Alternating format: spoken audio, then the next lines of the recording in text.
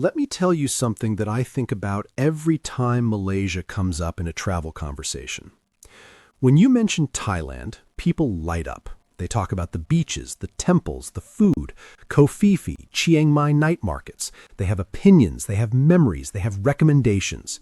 Thailand has a story in people's minds, and that story is vivid and specific. When you mention Japan, same thing. The cherry blossoms, Tokyo's organized chaos, the food, the culture, the precision. People who have never been to Japan have a detailed picture of it in their heads from films, from photography, from decades of cultural export. When you mention Malaysia, and I want you to pay attention to this, the response is almost always the same. A slight pause, and then some version of, "Oh, is that near Thailand? Or isn't that just Singapore but bigger? Or isn't that just a stopover? Or the worst one, isn't that dangerous?" And this drives me absolutely mad, because Malaysia is one of the most remarkable countries in Asia, possibly the most remarkable country in Asia for a very specific and underappreciated reason. And the gap between what Malaysia actually is and what the world thinks it is, that gap is so large, so undeserved, and so consequential for the millions of potential visitors who never go because they simply don't know what they'd be missing, that I genuinely feel compelled to address it directly. So that is what this video is: a correction, a defense, and an honest look at every major misconception about Malaysia and why each one of them is wrong. Let's start with the biggest one. But before we begin, please subscribe to ensure that you never miss out on any of my video. With that said, let's get started. Misconception 1. Malaysia is just a stopover between Thailand and Singapore. This is the one that Malaysia's tourism industry has been fighting for years, and it is the most damaging misconception of all. The idea that KL is simply a place you pass through on the way to somewhere more interesting, a transit hub, a functional city with a nice airport and not much else. It is worth asking where this idea comes from, and the honest answer is that it comes from geography and from the way Southeast Asia backpacking routes were established in the 1980s and 1990s. The classic trail went Bangkok, Chiang Mai, down through the Malaysian peninsula, Singapore, Bali. Malaysia was the connective tissue between Thailand and Singapore, and a generation of travelers treated it exactly that way. They passed through, they didn't stop, and the reputation of passing through became self-reinforcing. Here is the reality. Kuala Lumpur is one of the great cities of Asia, a proper metropolis of over 8 million people that has one of the most diverse, creative, and extraordinary food cultures in the world. A city where you can eat at a Michelin-starred Peranakan restaurant for less than $30. A city where the skyline includes the Petronas Twin Towers, the tallest twin towers on Earth for 6 years, and where the architecture, the art, and the sheer energy of a Southeast Asian capital doing things its own way is genuinely thrilling. And beyond KL, Penang is a UNESCO World Heritage City with some of the finest street food in the world. The Cameron Highlands are a cool, green, extraordinary highland landscape 2 hours from the coast. Borneo, the Malaysian states of Sabah and Sarawak, contains some of the oldest and most biodiverse rainforest on the planet. Wild orangutans, pygmy elephants, the summit of Mount Kinabalu, Sarawak Laksa that Anthony Bourdain called the breakfast of gods. This is not a stopover destination. This is a destination. And the travelers who treat it as one come back changed in ways that the people who used it as a transit hub never do. Misconception 2. Malaysia is dangerous. Let me be direct about this one because it causes real harm in the form of people who decide not to go. Malaysia is not a dangerous country. By virtually every measurable standard of traveler safety, violent crime rates, political stability for visitors, infrastructure safety, health system quality, tourist protection, Malaysia is one of the safer destinations in Southeast Asia and in Asia generally. Where does this misconception come from? Several places. The 1997 Asian financial crisis left a general impression of regional instability that lingered in Western consciousness long after it was resolved. The disappearance of MH317 in 2014, still one of the great unsolved aviation mysteries, placed Malaysia in global headlines in a context of fear and uncertainty. And the general tendency in Western media to treat any country with a Muslim majority as inherently dangerous has done Malaysia particular damage, given that it is the most prominent Muslim majority nation in Southeast Asia. None of these translate into danger for a visitor on the ground.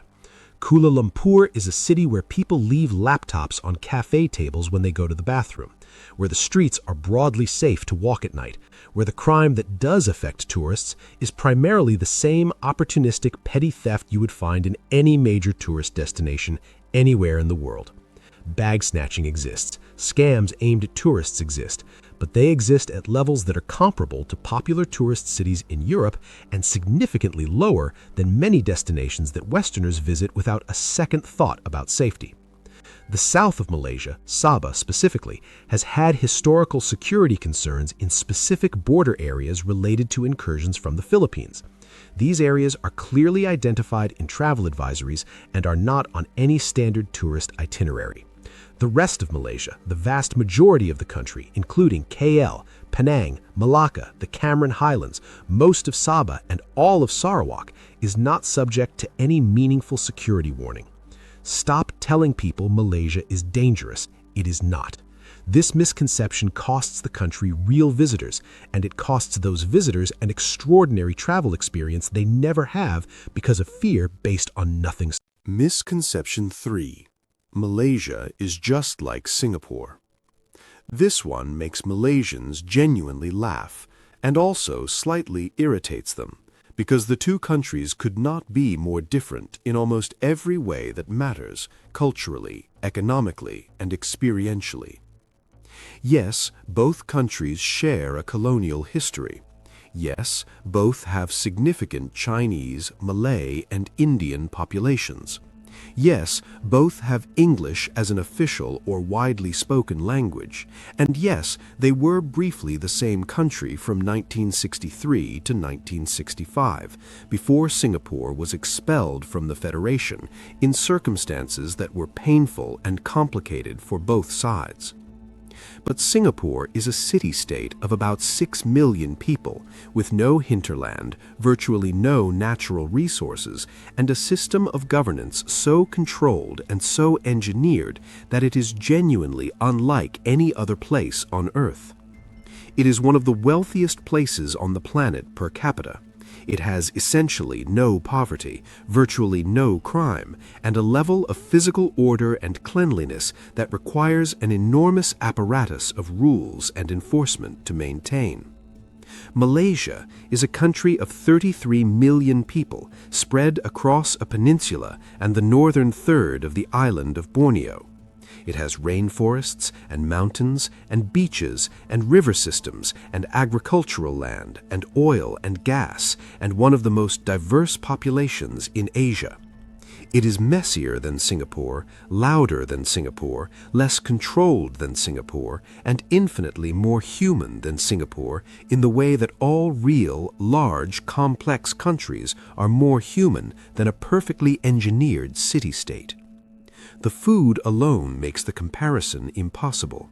Malaysian food is one of the great food cultures of the world.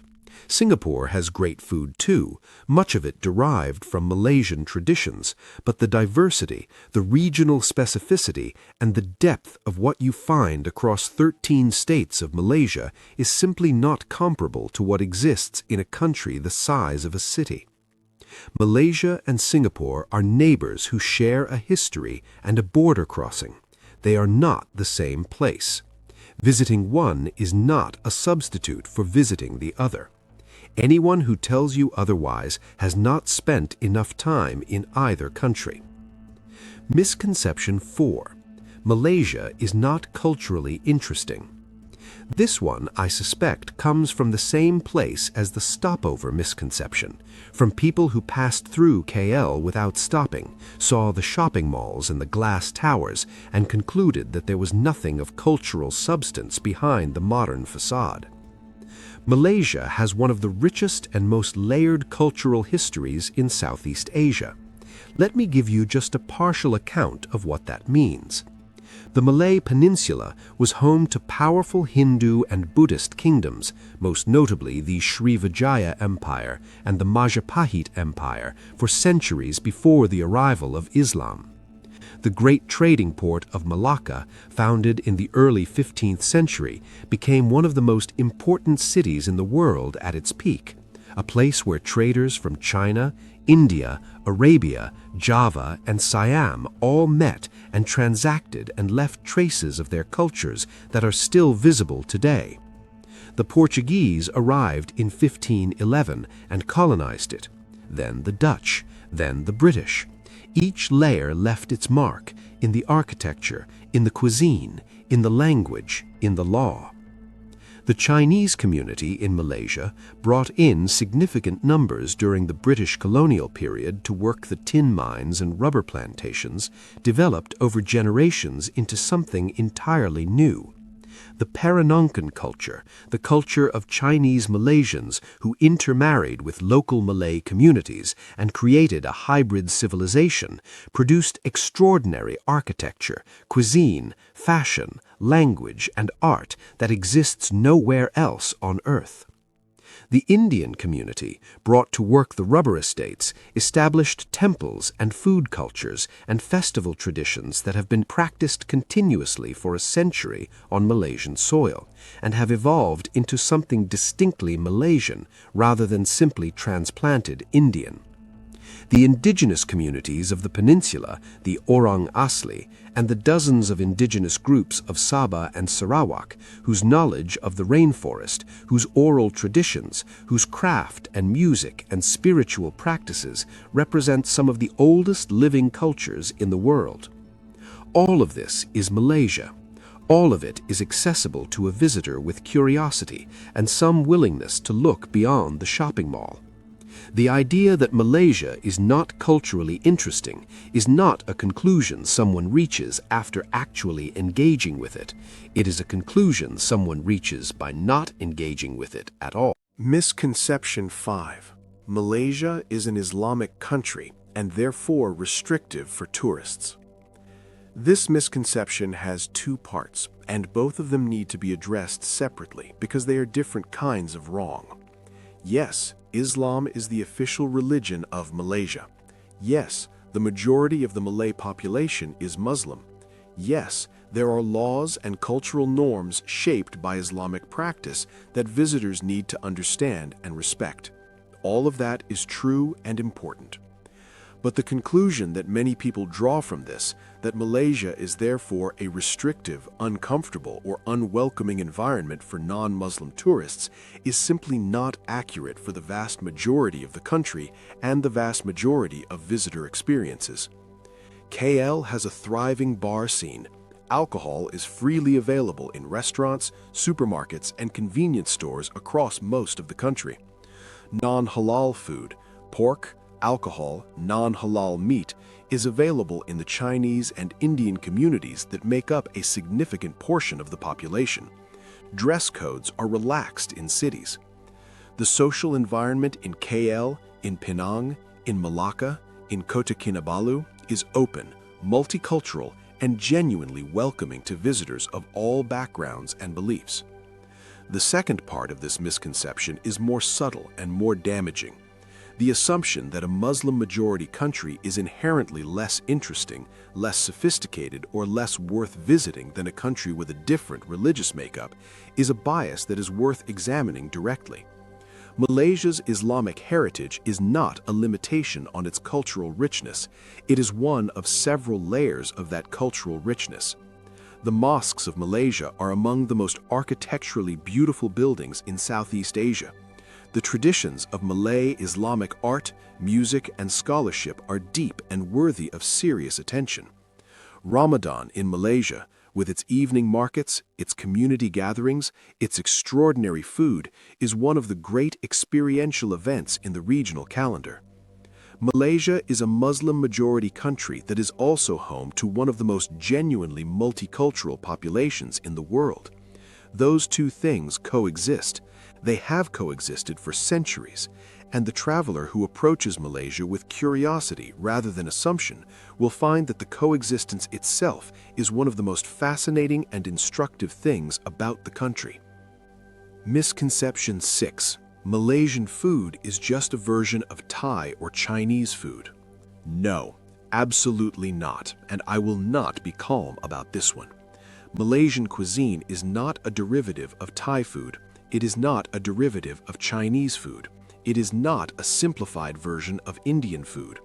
Malaysian cuisine is one of the most original and complex food traditions in the world, and it is the direct product of Malaysia's extraordinary history as a place where cultures met, traded, intermarried, and created something entirely new. The Peranakan food tradition, dishes like laksa lemak, ayam buah kliak, babi ponte, exists nowhere outside of the Peranakan community of Malaysia and Singapore and has no direct equivalent in any other cuisine in the world. It is Chinese technique applied to Malay ingredients with Indian spicing, evolved over 500 years into something that belongs entirely to itself. Nasi kerabu, the blue rice of Kelantan, colored with butterfly flower, served cold with raw herbs and fermented fish sauce, has no Thai equivalent, no Chinese equivalent, no equivalent anywhere outside the east coast of peninsular Malaysia. Asam pedas, the sour tamarind fish stew of Malacca and Johor, is the direct descendant of 5 centuries of Portuguese, Indian, and Malay culinary exchange on a specific piece of coastline. Sarawak laksa is a dish that exists only in Kuching, created by a specific community in a specific geography, and has never been successfully replicated anywhere else because the ingredients, the techniques, and the institutional memory that produce it are all specific to that place. Thai food is magnificent. Chinese food is one of the greatest food traditions in human history. But Malaysian food is not a subcategory of either. It is its own thing. It deserves its own conversation. And the fact that the international food world has not yet fully recognized this is one of the great injustices of global culinary discourse. Misconception 7. Malaysia has no natural wonders. The Malaysian states of Sabah and Sarawak are on the island of Borneo. I want to let that sentence sit for a moment before I continue. Borneo is the 3rd largest island on Earth, and it contains one of the oldest and most biodiverse ecosystems in the world, a rainforest that is estimated to be over 130 million years old, older than the Amazon, older than the Congo Basin, a rainforest that has been evolving and diversifying in relative isolation for so long that it contains species found nowhere else on the planet. In Malaysian Borneo, you can see wild orangutans in their natural habitat, not in a sanctuary, not in a rehabilitation center, but in genuinely wild primary rainforest where these extraordinary animals live as they have for millions of years. You can see pygmy elephants, the smallest elephants in the world, moving through the Kinabatangan River floodplain in herds. You can see proboscis monkeys, the bulbous-nosed, pot-bellied primates endemic to Borneo, in the mangroves at dusk. You can see hornbills, sun bears, clouded leopards, and hundreds of species of birds that exist nowhere else.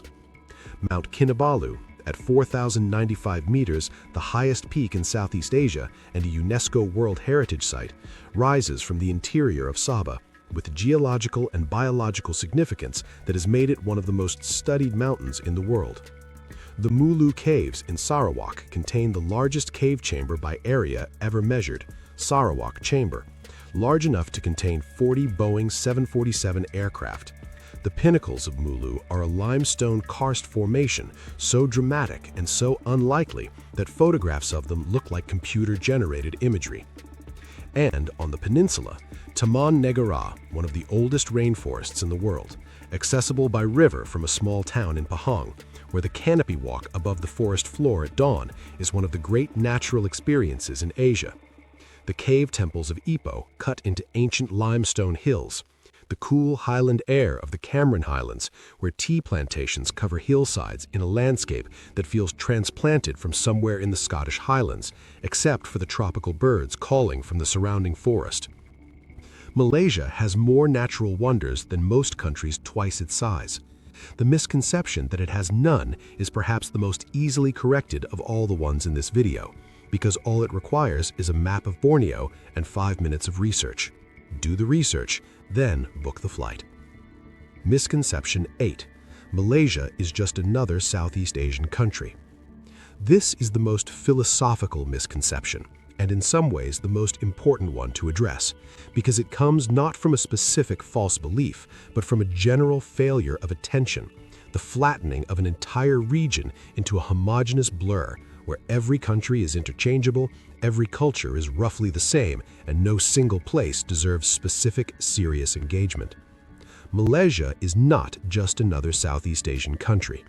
It is the country where the Indian Ocean trade routes met the South China Sea for centuries, where Hindu civilization met Chinese civilization, met Islamic civilization, met European colonialism, and the collision produced something that has no equivalent anywhere else in the world. It is the country where you can eat food cooked from recipes that are 500 years old at a plastic table on a street corner for $2. Where the oldest rainforest on Earth is accessible by river from a town with a good hotel, where a UNESCO heritage city exists as a living, inhabited, evolving community rather than a preserved museum piece, where the most diverse food culture in Asia has been quietly perfecting itself for centuries without needing the world's approval. The travelers who dismiss Malaysia as just another Southeast Asian country are making an error of attention, not an error of fact, because they have not gathered enough facts to make an error of assumption. The assumption that because a place is not famous, it is not remarkable. Malaysia is remarkable. It is remarkable in ways that are specific to it and unavailable anywhere else. And the only way to know that is to go. I want to end this by saying something directly to the people who have never seriously considered Malaysia as a destination. You are missing one of the best trips available to a traveler right now. Not because Malaysia is fashionable, it isn't particularly, and that is part of what makes it so good. Not because it is easy, it is actually, but that is a bonus. Because it is genuinely, specifically, irreplaceably itself in a world where travel destinations are becoming more and more similar to each other. The food you will eat in Malaysia cannot be eaten anywhere else. The cultural layers you will encounter in Malaysia cannot be encountered anywhere else. The rainforest in Borneo cannot be experienced anywhere else. The Peranakan shophouses of Georgetown, the blue rice of Kelantan, the morning mist over Taman Negara, the call to prayer echoing across KL at dawn, none of it exists anywhere else. That is what a great travel destination is. Not a place that has been packaged for your comfort and convenience, a place that is entirely, unapologetically itself and rewards you for meeting it on its own terms. Malaysia is that place. It has always been that place. The world just hasn't fully figured it out yet. If this video changed how you see Malaysia even a little, hit the like button and subscribe, because we have a lot more Malaysia content coming that goes this deep. Drop a comment below. Has Malaysia been on your radar? Have you been and felt this way yourself? Tell me. I read every single one. Until next time, travel with curiosity, travel with respect, and go somewhere that surprises you. I'll see you in the next one.